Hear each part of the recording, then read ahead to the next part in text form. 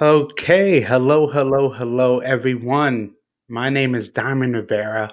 And this is the Live Discussions with Diamond podcast. And this episode is sponsored by Thubak the Radio, where you can listen to this interview tonight in high quality. As well, big shout out to Ruby Rivera from Texas Salsa Congress for this amazing mask, keeping safe and safety first. And tonight, people here, we have the legendary Super Mario. Hey guys, what's up? What's up, brother man? Just before anything, how have you been? I'm very good. I'm very good. Thank you very much for asking. Hope you guys are well too. Happy New Year, everybody. Hope Yes, you're all good, safe, and sound. I'm definitely. good. Man, Mario, like we've spoken also privately, with this platform, I love having artists like yourself come on and be able to share your story, your experiences, and the lessons you've learned along the way. And for many people, especially in the States, we know of you for so many years, I think over two plus decades of your crazy, intricate turn patterns that just go viral and people are doing challenges. Just really your smooth approach to the dance form that many people love in salsa. And to have really that European influence that has really been consistent and relevant for so many years. I mean, it is an honor again to have you on this platform tonight. Thank you. Thank you very much for having me. Yeah, man. And definitely before we really get started into things, just to let you know that throughout the interview, we'll be having real live time comments coming in. For example, Mr. Danny here saying hello from Belgium, kisses from Wendy, Hi, Danny. Hi, Wendy. Hope you guys are well. as well as Gabonero Academy saying the legend from the UK. Hey, Daniel. Hope you're well, bro. Yes, man. And for many people, I love is that we know you as artists, what you do on the stage, but I think it's so important that we know what you do off the stage to really appreciate not just the performer or the artist, but the human being. So for me, I love asking my artists really to kind of to take it back and help us know who Mario was before dance came into his life. Ah, just a normal Indian kid who came to the UK to study. Um, Started studying, grew up studying, educated myself at university. The only difference was I was quite big and plump and another 60 kilos bigger than I am right now. So my confidence was almost non-existent. Hmm. I was good at eating and studying, and doing well in both of those actually. And then at the last year of my university, one of my friends dragged me out to a salsa party, and you know, the rest is history. Yeah. So it just changed how I did things, how I looked at things, my everything developed in myself as a person, as a human. My confidence, my reliability, everything in life became better. Like you guys were talking yesterday. It's it's Mhm. it's it's it's quite a deep connection to life. I mean, how the change happened. Yeah, no, absolutely. Because I think what people have to understand too is that the backgrounds we come from, the lives we come from, kind of help mold us throughout our years, and realizing, especially with dance, how transformative it can be, how it can Absolutely. really just change your life. So, from when you were a youth, do you remember kind of how you was salsa the first kind of dance style you kind of jumped into, or were there many styles before that? No, absolutely nothing. I come from India, where music is very rich in our country. Mhm. So I grew up listening to a lot of music. So I guess there was some kind of timing in my life in terms of rhythm and stuff like that. But dances as such, never learned anything in my life. Salsa was the first thing. The first steps I took in salsa was the first steps I learned in dance. Yeah. Wow. And for salsa based, when you started, who do you remember your first teacher, how that first experience was, or that first class when you started? I, I always say this story. I will never forget my first teacher. I'll never forget my first day at salsa. And her name is Ellie Galvani. She's from the UK. So my friend dragged me out to a party, to a class. I didn't know where he was taking me, and I'm like, "Yo, what are we doing here?" And he's like, "Oh, it's a salsa party." I'm like, "Okay, so what are we doing here?" "Oh, we're gonna take a class." I'm like, "What class of what?" He goes, "Class of dance." I'm like, "Dance right now?" And he was like, "Yeah, we're gonna take a salsa class." I'm like, "No way," you know. And I wanted to leave, and he was like, "No, no, no, stay. Let's learn this together." And so she made sure I really forgot all the problems in my life that 1 hour that we were together, Hmm. and came to me after the class. And I'm not kidding you, bro. She actually told me that never to pay for a class again 1 year from now, that I should teach for her on my very first day. Wow. So I've never paid for a salsa lesson in my life. Lucky you, because those things can be No, pretty but expensive. let me tell you what that did to me. It actually made me learn the dance very slowly, Mm, because I didn't have the pressures of finance or economics. So I yes. was learning everything very, very slowly. And because it was slow, I paid attention. I took my time, and it was very, probably the best thing that happened in my life. That free thing. So I learned everything very, very slowly. But see, again, and I appreciate that you say that, because people learn things at different times, or people learn things very fast. Things for some people it has to be broken down even more. So being able to, then you're taking your classes. When did you kind of realize, like, okay, I'm getting the hang of things, and now people are actually um, asking me to teach? Was it still that year period, or was it before, a little bit after? No, so I was learning everything slowly, and when everybody thought I was ready to leave the class, I didn't think I was good enough to leave. So I would stay a Mm, little bit longer everywhere. You know what I mean? yeah. So I was learning everything very slowly, and when I went to I would say the advanced class. One day there was a strike. I don't know how you guys say strike Yeah. in the U.S. There was a metro strike. There was no trains, and one of the instructors from the evening never turned up because she couldn't make it there. So the lady Ellie asked me if I could teach a class, and that's how I was thrown into a lesson. And that 1 hour with those people Mhm. really, really was a wonderful experience for me and for the students. So we had a great time. And she was watching me the whole time. So I guess she saw something that I was ready for it or whatever. So I was actually teaching the beginner class and taking the advanced class as a student. Wow. So that So experience of being, they say, a teacher but a student at the same, I'm always a student of the game, always. that's a very key quote. Many people, that can get lost in translation for some, but being a student of the game, that's a big difference. And I think the longevity of many dancers. And so seeing now you're being able to teach, and people are really being, your students are really receptive to, and that's really important, because that can help make or break an artist or a teacher. What were those experiences like as a teacher, from just then being that student? Did you feel really the pressures or an added responsibility to your students? Oh, no, not at all. Uh, it was two different, how do you say, feelings. I mean, as a student, I was enjoying learning something from my teacher at that point. And as a teacher, I'm actually giving some kind of energy to people that were looking for something from me. So it was two different kind of emotions, you know what I mean? And I Mhm. was able to easily divide the two things. And that really taught me many things, that in the same atmosphere, you could have this feeling and that feeling that developed into something better later. So when somebody as a student came to me and spoke to me, I was like, hey, okay, I'll talk to them as a teacher. But when a student from the class came to me and asked me to dance or whatever, I was able to talk to them as a friend. So I was approachable and a friend. So that really helped, that energy in that room for me. It really did. It really did. And it really, it's like it's a great balance to have, being able to kind of turn that switch on and off. So, as many of us know, with the salsa scene specifically, how it kind of flourished into a global reach. I would Hmm. say more around mid to late '90s into the 2000s. So, when was really your first exposure to the salsa congress? Do you remember, like, the first congress you went to and that experience? Again, I will never forget this also. Uh, so I was dancing for about a year and a half in London at that point. And then one of my friends, she came to me. She's like, "Oh, there's a salsa festival happening." I'm like, "What is that?" She's like, "Oh, it's where people come from all around the world and they want to dance." And this was in the year 2000 in Toronto. Mm, So it was called the Salsa Reunion. So Puerto Rico happened in 1999. So they were doing a reunion in Toronto. So okay. this was the world's third Congress, I think. Puerto Rico happened for 2 years or 3 years Yep. prior to that. LA Salsa Congress happened 1 year prior to that, and so they all decided to do a reunion in Toronto.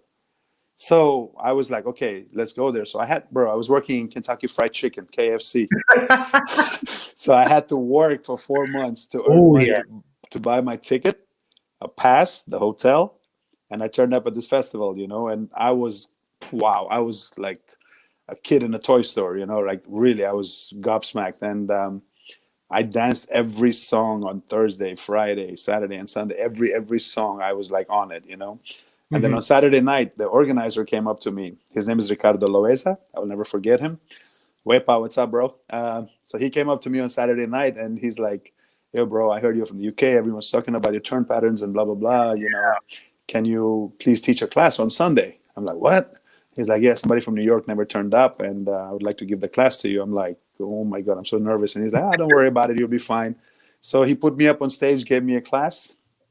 And I was so nervous, not because of teaching, but because I had everybody watching me. Eddie Torres was watching me, Angel Rodriguez was watching me, David Melendez was watching me, all the New York dancers, all the LA, everybody was just watching me teach. And I was so nervous. I really cannot. And so that was my first Congress. So my very first Congress, I got an opportunity to teach.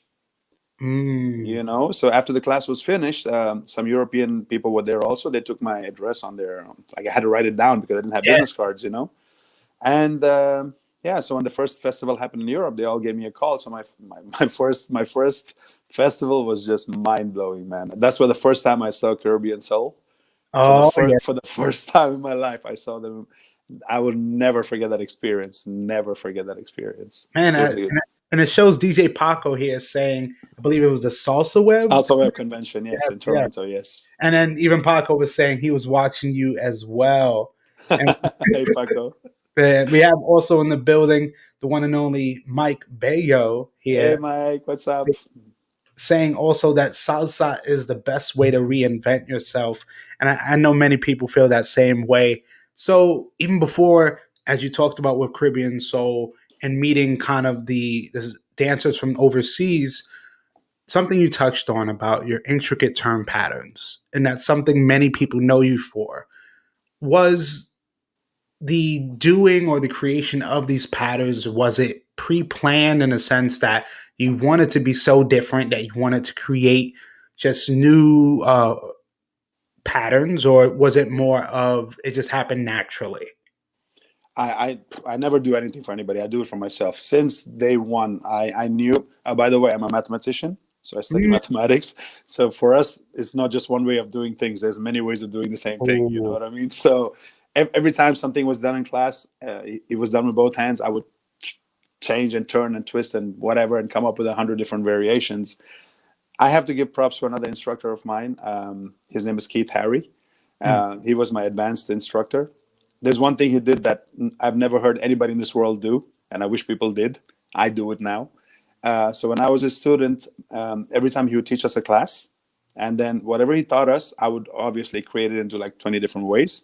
And Mhm. then he gave me an opportunity for the last 5 minutes of class to actually demonstrate what I came up with. So he will say to the class, he'll be like, okay, now let's see what Mario came up with. So everybody in my class got 2 or 3 different variations. You understand? No instructor has ever done that. He really motivated me and encouraged me to keep coming up with new things all the time. So that's how I got motivated into the creating part. And I don't really have a dance partner as such, so we don't stand on the Mhm. side and create stuff. I just understood how things are done because I learned everything so slowly. So Got that the technical side of things got into my system quite strongly from the beginning. And so then what happens is I dance. I love social dancing, bro. Give me any salsa romantica and put me on the dance floor, yes. and everything comes out. It's just nothing is pre-planned. Everything just comes out from the dance floor. And you would know when I create something, you will see this excitement in my face Hmm. that just sparks something up there. And I love what I do. I love creating new things always. I get bored if I don't. I can see you definitely have like a genuine love for this art form. And I think that's really important that people understood that you, as your experience as a mathematician, really dived into the process of what you do. And then you talked about meeting people like Caribbean Soul and different companies. What were those experiences like for you, really, of now meeting people from across the world sharing the same love? Oh man, I have no words. I really have no words. Caribbean Soul were my first international love. I mean, I did not even hear about anybody else prior to that because we had no internet, no DVDs, no Mhm. nothing to tell us what was happening in the U.S. or the West Coast. So the first thing that I saw when I came and fell in love was with on Friday night, I think, or Thursday night, Caribbean Soul came up with a show where they were just lifting the girls. I've never seen a lift in my life before. So, and I always tell Ismail, I always respected him because he changed my life. I mean, he really did. I mean, I had things that I did, but I didn't know it could be done so practically so well. You know what I mean? Yeah. So watching him, then I watched Eddie Torres come up and perform. Then I saw the New York dancers come up on stage. And oh man, it's just, I always look forward to going back to the States. Always, always. Every time I came to the States, I always look forward to it. Man, and for you, when can you say really the European scene started to really grow within salsa? Because we understand as generations and years pass, things are evolving. So when did you kind of notice that Europe was really becoming a staple in salsa? The difference is you guys out there were all Latinos and you guys were doing thing with your culture and it's all cultural related, right? We were Mhm. all the European, the white people, we were all doing things our own way. So we would see things and we would bring it to this side and we would develop it. So Leon Rose, I'm sure you guys know who he is. Yes. We used to go to New York all the time and take classes with Eddie Torres and Nelson Flores and all these guys and come back to Europe and show people here those shines and on two and the turn patterns. And, so I would say you guys were one step ahead of us, but not that far ahead. You know what I mean? Hmm. We were always one step behind you, but we kept up with you guys all the time. So every Yeah. time you guys did some awesome shows, we would go to Puerto Rico and see those shows.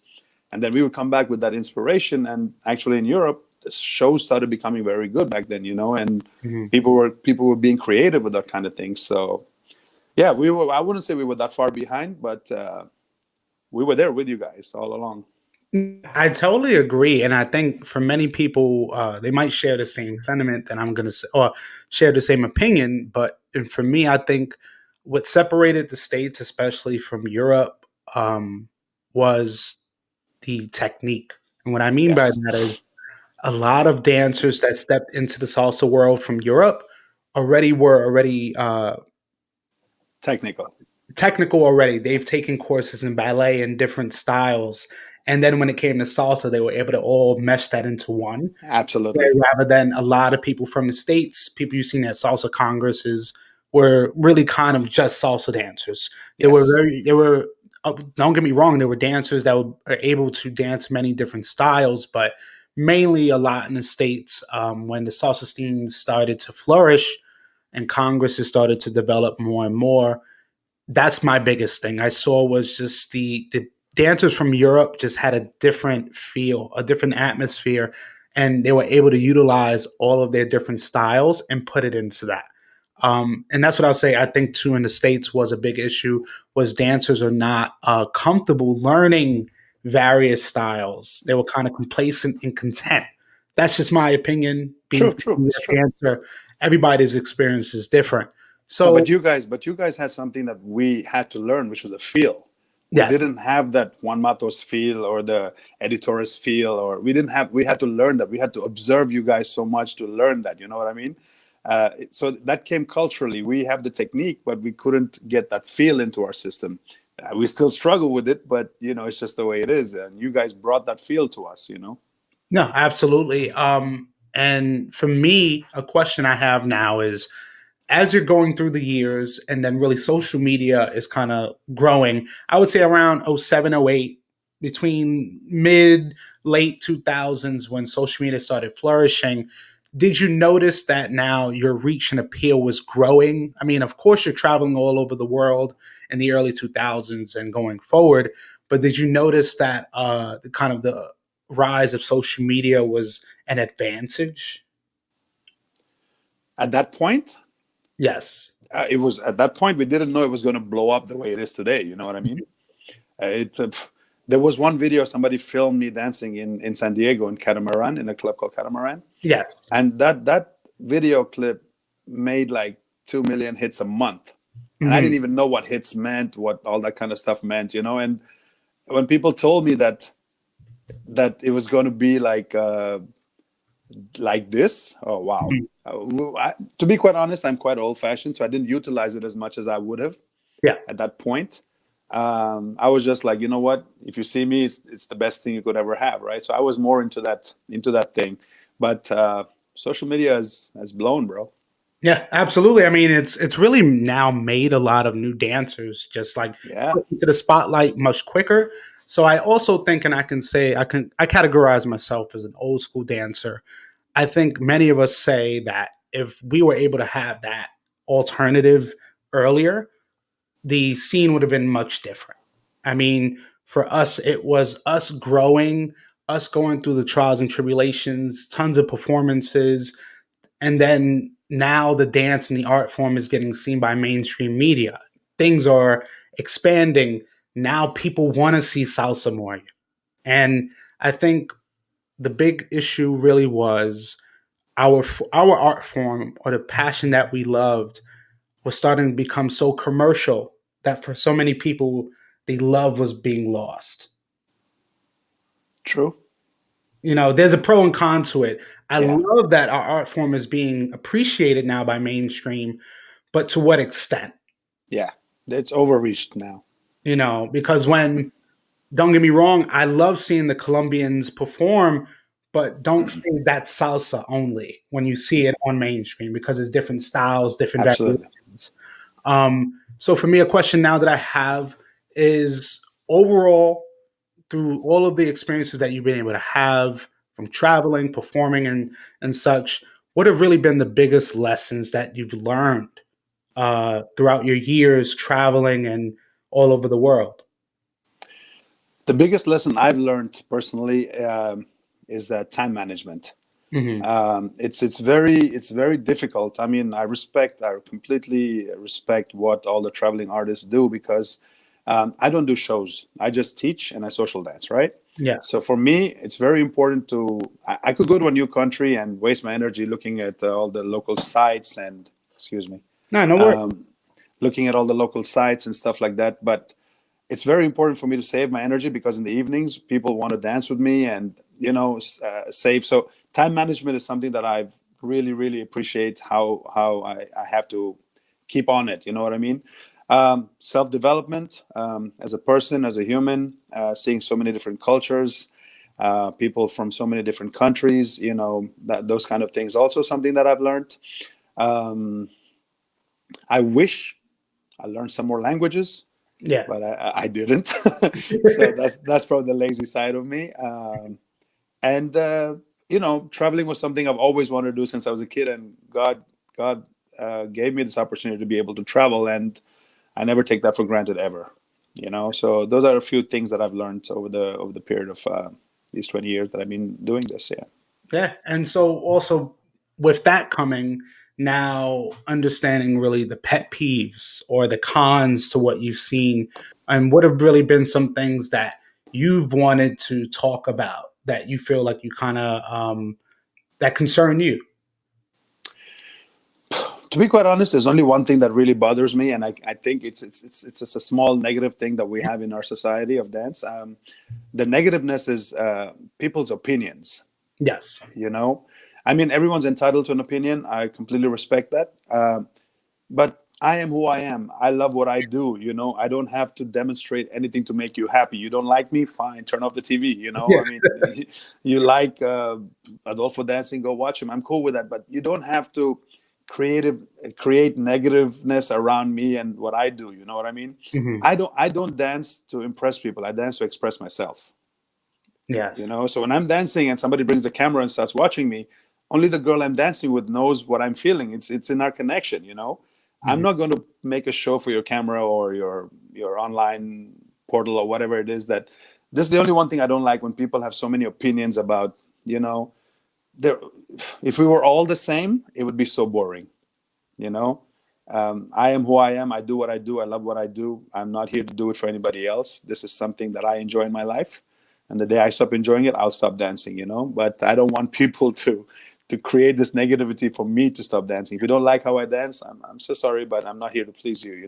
So that is something I completely dislike. And like today I was watching a video of somebody dancing. I really thought it was such a an amazing dance, you know. But then I Yeah, read the comments below, and I'm like, they were just disrespecting this guy so much, man. I'm like, leave him alone, you know. He didn't ask to be filmed, you know. Somebody filmed him. He's just yeah, enjoying himself, you know.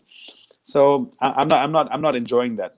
But then again, like you said, with everything you got pros and cons, and I guess having the internet was a great thing for us, but the bad thing is probably having to accept all this negativity from the idiots out there, you know. So absolutely, absolutely. Because with the addition of the internet, and now our community is expanding, and people are seeing us from all over the world. mhm. That's great. But then on the flip side, now you have a more of a reach of people that want to add their own comments, and people have to understand this is again why I appreciate having people like you on, because again, people have to understand you're human beings and Absolutely. all feel, we all have emotions, and there are things that can be hurtful. That's like you said, artists or yourself dancing on a social dance, and it reaches many people. A lot of people that love it, but then there's always those people that just have something negative to say, just for an attention. And honestly, I love that you can speak on that and be honest about it, because there are so many artists that I've spoken to that have the exact same problem. So I'm definitely hoping with 2021 things really can change, and it starts with us. Absolutely, because Fingers crossed, yeah, man. It's like, absolutely, man, absolutely. And for me, a question now that I have before we transfer or transition to the segment that I have called the randoms is, what with now with COVID, realizing like we were at a point last year when we were just worried about the next event we were going to go to, the next social dance, and I think a lot of us took dance for granted. of course, yeah.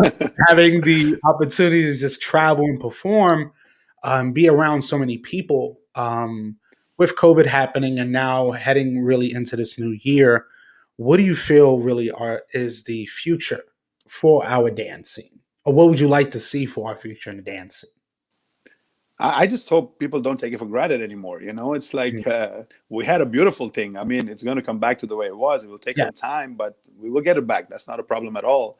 It's just that I'm hoping this negativeness that that we all had before Mhm. will all go away, and we get back to the way things were. I mean, I'm telling you. I mean, I'm sure there's a lot of people out there who are probably saying, "I wish I did this. I wish I did that. I Mhm. won't do this." You know, and people, honestly, when you go back out there, think about it. You know, it's like, and I can tell you very happily with all my heart, Yeah. I enjoyed every event I've been to, every dance I've had. I'm okay with everything. I'm looking forward to it like I would anytime. You know, I told you this before the interview also. Um, it was nice to have a break for me because Yeah. I was getting a little tired of just doing this every weekend for the last 20 years. And taking some time out really helped me to, I guess I never took it for granted anyway, but now I know that this this gap that we have could happen again, you know. So I Yeah. hope that people just realize that, what we have is a beautiful thing. You just don't look at it in a bad way, you know. Cut out all the negativity and just dance. Abs- I definitely love that answer, because again, seeing how dance events can be here today and gone tomorrow, No.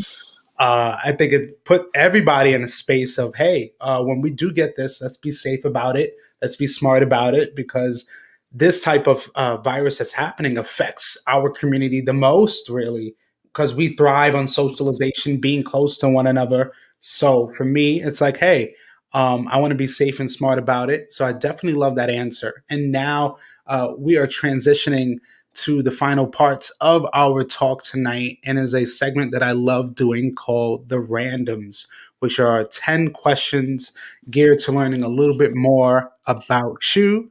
Uh, some of them are fun, some of them can be a little edgy, but I think we'll definitely have some fun here. And also, while we're doing these segments, we'll be having you kind of in full screen so people can really see your reactions, your answers as well.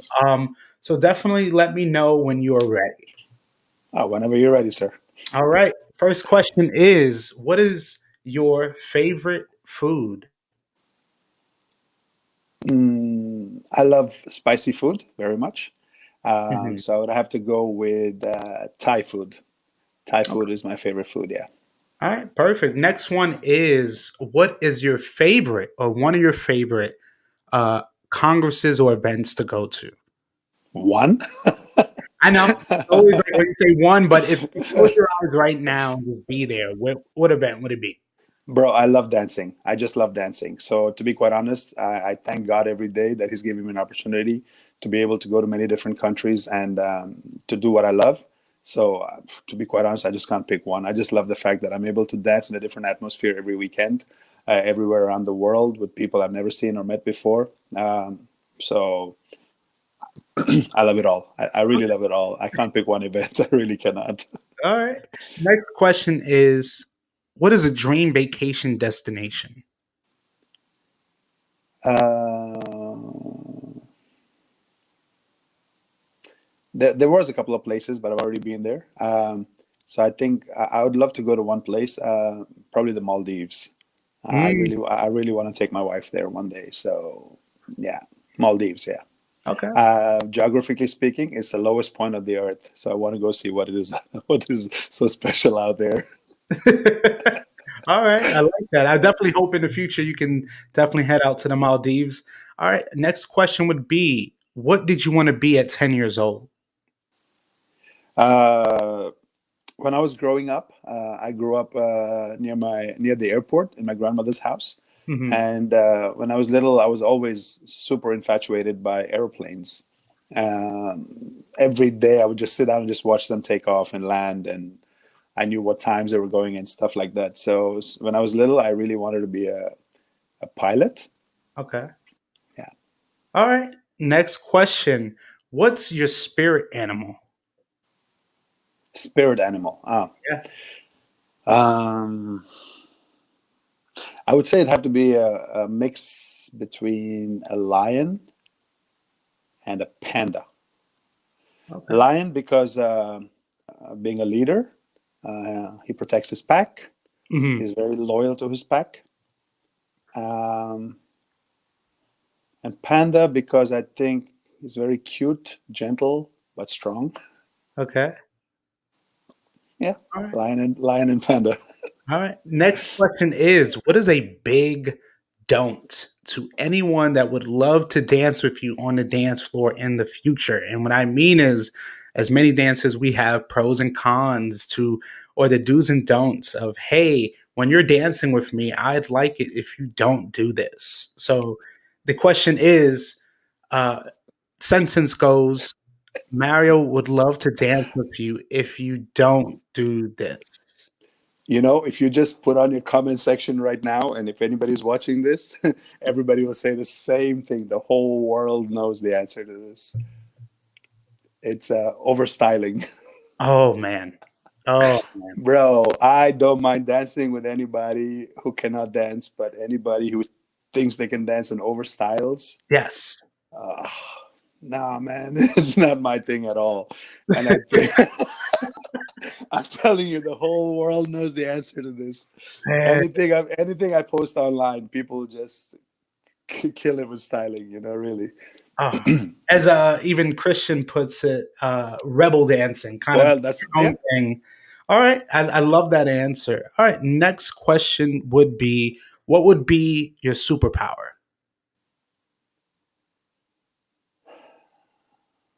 My superpower. It's a hard one. Probably fly. Ah, the gift of flight is definitely a popular one for sure. It's able to take us to places. It's Oh, able to, in a couple of hours, we are somewhere new. And you know, if you took the only negative thing in my life right now is probably my flying. I don't like going mhm. to the airport. I don't like the experience of flying, the Mm. waiting, all that kind of stuff. So if you were to ask me, I'd probably choose flight any day. Yeah. All right. This next question that I'm going to ask, I'd really love you to take your time on this one. And I love asking this question to many of my guests is, can you explain three people in detail that really have been most influential to you at this point in your life? Three. Yes. Uh, Definitely number one was my first teacher, Eli Galvani, and her team. They were super nice to me when I started. They were very accommodating, very helpful. Um, so definitely her, number one. Um, Number two would be my biggest mentor, my best friend, Susana Montero.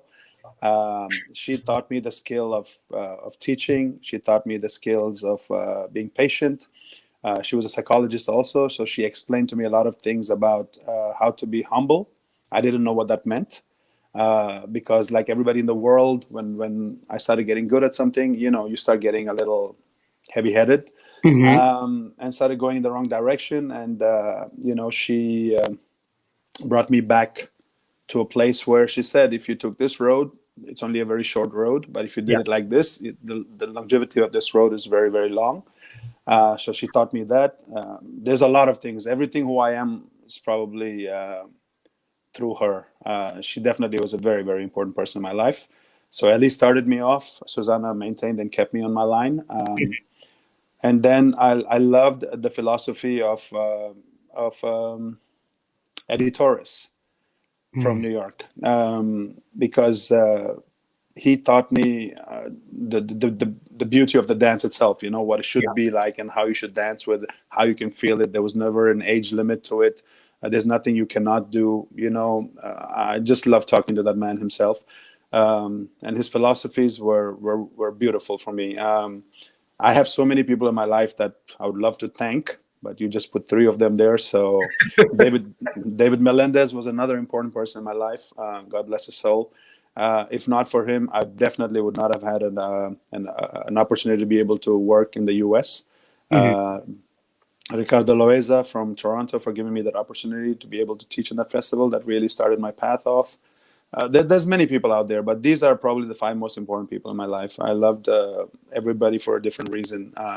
So yeah, Yeah, absolutely. Because I love asking that question because when it kind of makes you take a step back and realize, of course, there's so many people that have entered and left out of your life, but realizing there are really certain people that hit right off the bat of being influential to you. And I love to hear the appreciation because we realize that people before us put in so much work in order for us kind of to get to where we are. So yeah, I mean, especially with Dave Melendez and the other artists that you've talked about, big shout out to them. So now my question, second, also two more people. yes, Sorry, okay.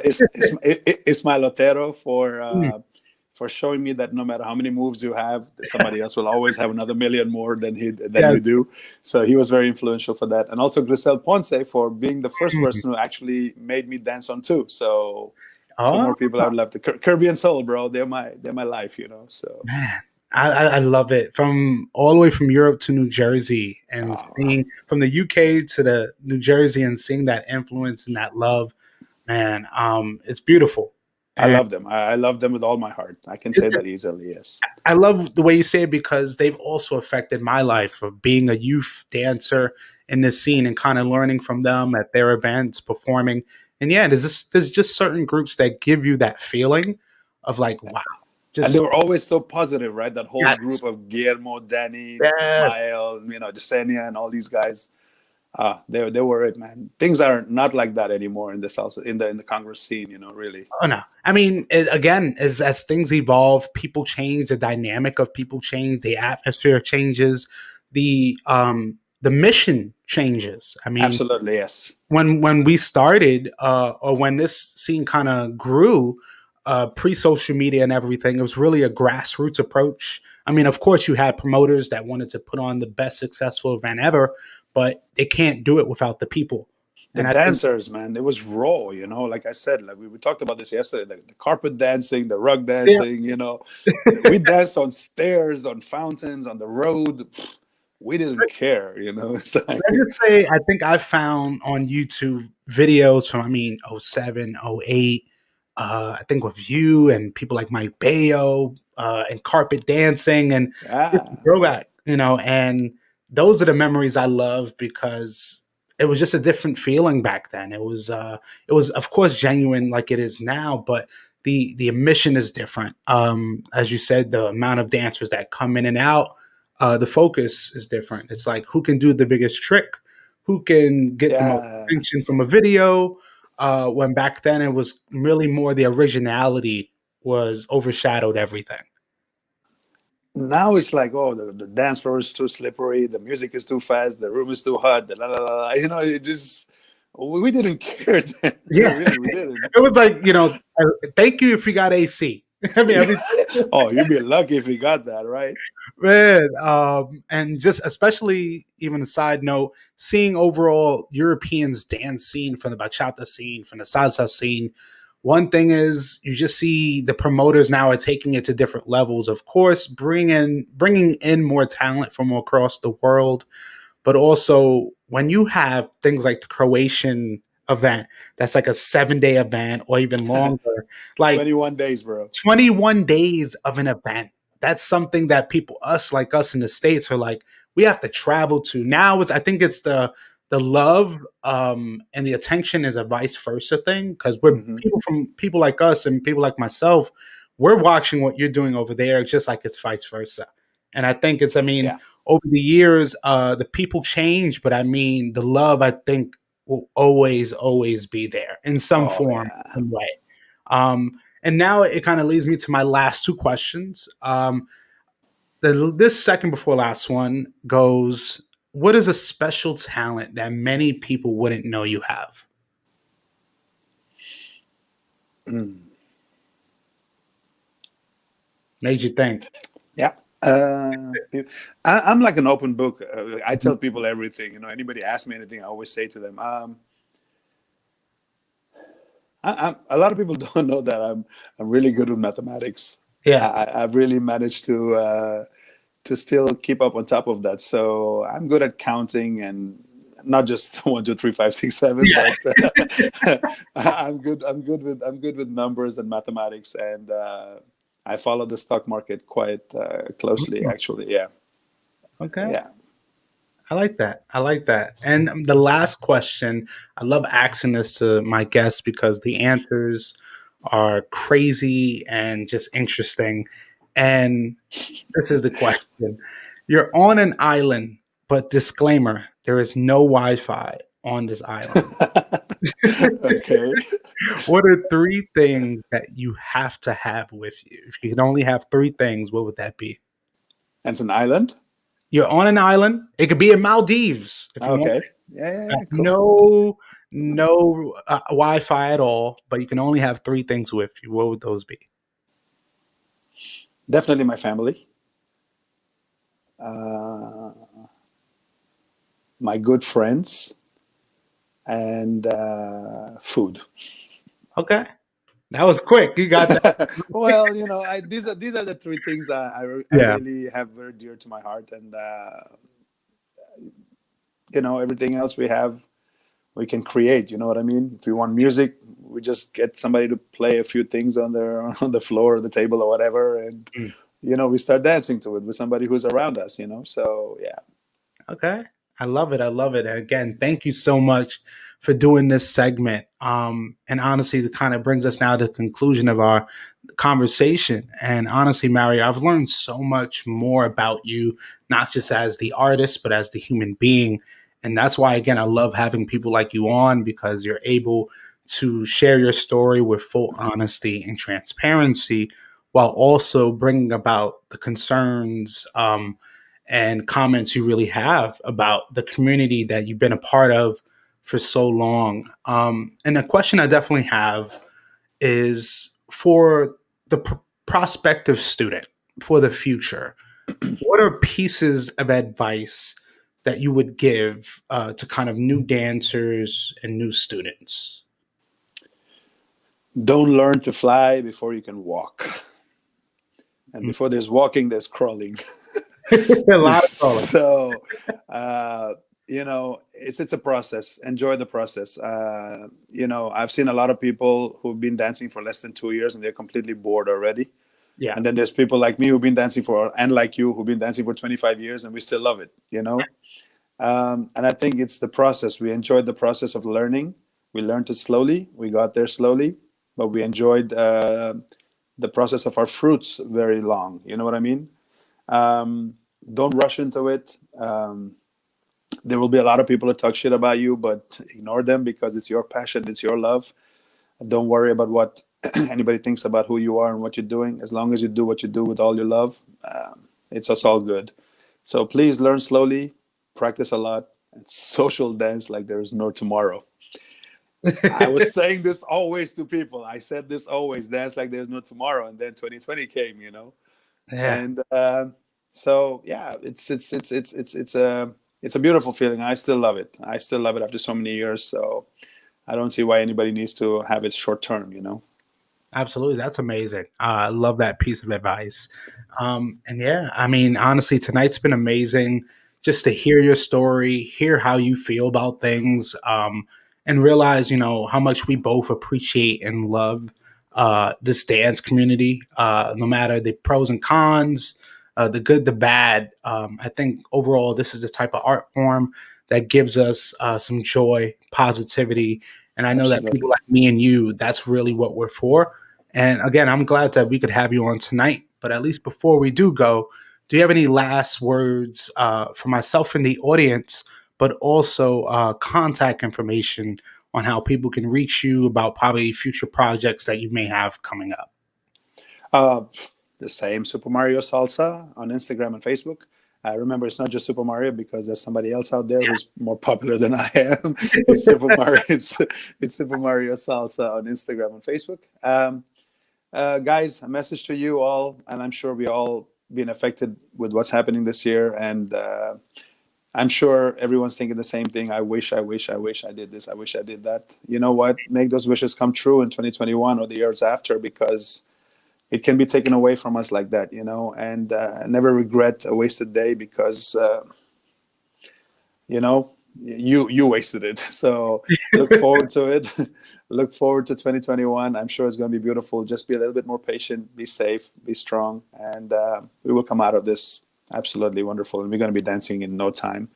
And I'd like you all from the US to please come visit Europe, because we do have beautiful dancers here, Yeah. and we love our social dancing. And it's an experience that a lot of us did this back in the 90s Hmm. and the year 2000. And I would like you guys to come out here and experience us now, because we've learned your fields a little bit, Now you but got we got to come and experience it, you know. So please come and visit us anytime on the dance floor.